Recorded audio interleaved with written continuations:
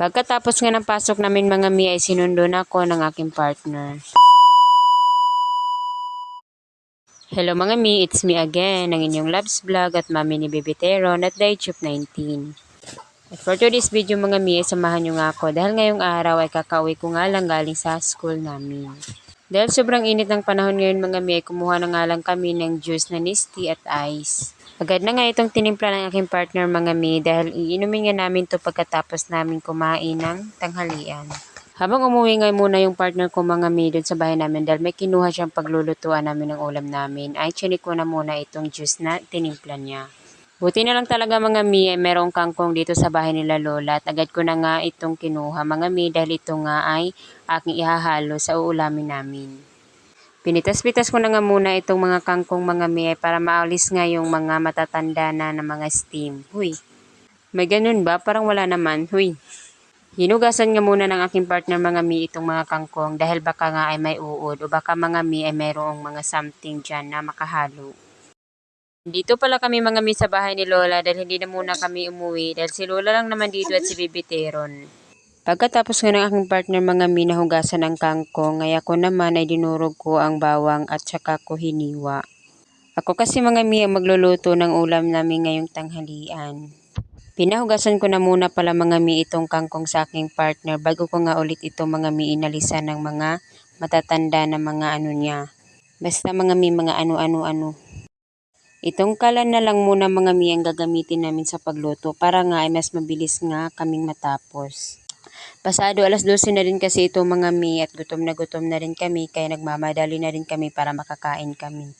Siyempre mga mi, sinimulan ko na ang pagluto ng aming ulam. Hoy, akala mo naman kung anong lulutuin eh, sardinas lang naman at kangkong. Siyempre mga mi, nilagay na natin yung bawang. Nako, hindi na tayo magsibuyas dahil wala tayong sibuyas.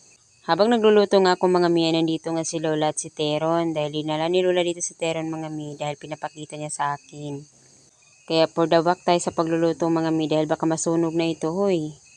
Nilagay ko na nga mga mi itong sardinas dahil itong bawang ay nasunog na. Ayan mga mi, sa kakachika bells natin nasunog na yung bawang. Habang naghihintay nga ako mga mi na kumulo yung niluto ko ay dito nga muna ako kay Lola at kay Teron. At tignan nyo naman mga mi si Baby Teron. Sobrang likod na talaga niya mga mi kaya sinabihan ko si Lola na ipaupo na lang niya dahil mga mi sobrang bigat ni Baby Teron. Pwede na rin kasi mga mi umupo si Baby Teron dahil marunong na din naman siyang magbalanse ng kanyang katawan. Ay pagkatapos mga mi dahil naghihintay tayo na kumulo ang ating ay magaganda-gandahan muna tayo dito. Huy, hindi ko na pala mga mi pinakita ang paglagay ko ng kangkong pero heto na siya mga mi, luto na siya, pwede na natin kainin. Huy. Dahil luto na nga ito mga mi, nag-prepare na nga din ako para makakain na nga kami ng tanghalian nila Lola. Dinala ko na nga ito mga mi dun sa lamesa na kakainan namin dahil kukuha pa ako ng kanin. Siyempre mga mi, for the prepare tayo ngayong araw. Huy, fast forward na nga tayo mga mi at ito na nga si Lola kumakain na nga siya at kakain na nga rin ako. Sobrang saya nga ni Lola mga mi dahil sabi nga niya ay makakahigop nga siya ng sabaw at mainit-init pang araw. Kumuha na nga rin mga mi ako ng baso dahil iinom nga ako ng juice pagkatapos kong kumain. Mas prepare kasi ni Lola mga mi na kumain na may sabaw dahil wala nang ngipin yung Lola ko mga mi. Magsi 60 years old na rin kasi mga mi itong lola ko ngayong October. Pero hindi naman talaga halata mga mi na magsi 60 years old na si Lola. Uy, minsan nga mga mi na pagkakamalan nga si Lola na yung mama ko dahil magkapareho daw kami ng mukha. Pero hindi naman mga mi, sobrang layo lang ng mukha ko kay Lola. Pero mga mi, hindi pa dyan magtatapos yung vlog natin dahil maghuhugas pa tayo ng plato. Hoy, kala mo, hindi pa tayo tapos. Itong hinuhugasan kong plato mga mi ay sa amin ito. Ito yung mga hugasin namin kagabi at ngayon ko nga lang mga mi nahugasan. Siyempre mga mi, sobrang busy ko din dahil maaga yung pasok namin at alas 11:35 nga yung uwian namin. Hindi na din kasi ito mga mi magagawa ng partner ko dahil siya pang magpapaligo kay Baby Teron na magpapakain. Dati mga mi, ako yung nagpapaligo at nagpapakain kay Baby Teron pero hindi ko na talaga kaya mga mi at nalilate na talaga ako. Mahigpit na rin kasi mga mi dun sa paaralan namin dahil kapag late na kami ay automatic absent na kami. Kaya mga mi, inaagahan ko nang pumunta dun sa school namin para mga mi hindi naman sayang yung pag-school ko. Kaya pag uwi ko mga mi, ako na yung naghuhugas ng plato namin.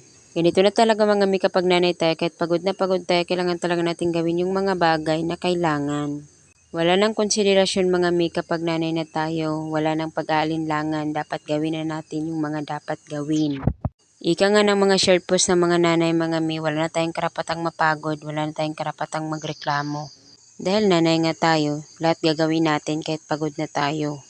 Hoy, ang dami namang daldal, charot lang mga mi. Fast forward na nga tayo mga mi at dito na naman tayo sa sabak sa mga hugasin ni Lola. Hoy, yung mga hugasin nga ni Lola mga mi, nilagay niya nga dito sa baba dahil daw sobrang dami. Kaya sabi ko sa kanya mga mi, pagkatapos kong kumain, ay bantayan niya muna si Bibiteron dahil hugasan ko yung plato niya. Napapagod na kasi siya mga mi dahil gusto na niyang matulog. Kaya sabi ko sa kanya mga mi, saka ka na matulog kapag matapos ko na itong hugasan yung mga plato mo dahil sobrang dami nito.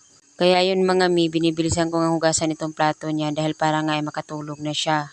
Sabi ko nga sa kanya mga mi na matulog na siya at ilalagay ko na nga lang sa walker si Teron dahil okay lang naman na mag-walker si Teron. Pero mga mi, ang ginawa ni Lola ay binantayan niya talaga si Teron dahil kaya pa daw niya. Nakakalito talaga ito si Lola mga mi. Alam niyo mga mi, kahit naghuhugas lang tayo ng plato ay nakakapagod din yan. Hoy, nakakangalay ng kamay. Pero okay lang mga mi, dati talaga mga mi ay hindi kami naghuhugas ng plato dito sa lababo ni Lola. Dahil mga mi walang gripo dito sa bahay ni Lola, bago pa lang itong gripo niya. Kung nakapanood ka dati mga mi sa mga vlog ko, nandun yung vlog na naghuhugas ako ng plato na dinadala ko yung mga plato dun sa baba. Buntis pa ako noon mga mi at dinadala ko yung mga plato namin dun sa baba na hinuhugasan namin ng plato dahil hindi pa nakaakyat itong tubig dito kina Lola. Mas worse talaga yun mga mi dahil kailangan pa naming dalhin yung mga plato namin dun para mahugasan. Kaya sino ba namang aayaw mga mi kung ganyan nandyan na yung gripo, nandyan na yung tubig. Tapos ikaw pa ang ayaw na maghugas ng plato, hoy. Ay, ang dami namang daldal. Balik na nga tayo dito sa paghuhugas ko ng plato mga mi. Ito nga mga mi, binabanlawan ko na nga itong plato ni Lola. Sobrang bilis lang din naman itong hugasan mga mi dahil sobrang lakas ng tubig dito sa amin. At dahil patapos na tayo mga mi dito sa paghuhugas ng plato ay dito ko na nga rin tatapusin ang aking video. Hanggang dito na lang mga mi at ito ang aking day of my life, ang aking ginawa ngayong araw.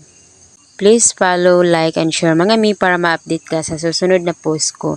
Gusto ko lang ibahagi yung mga daily life ko as a mom and student mom.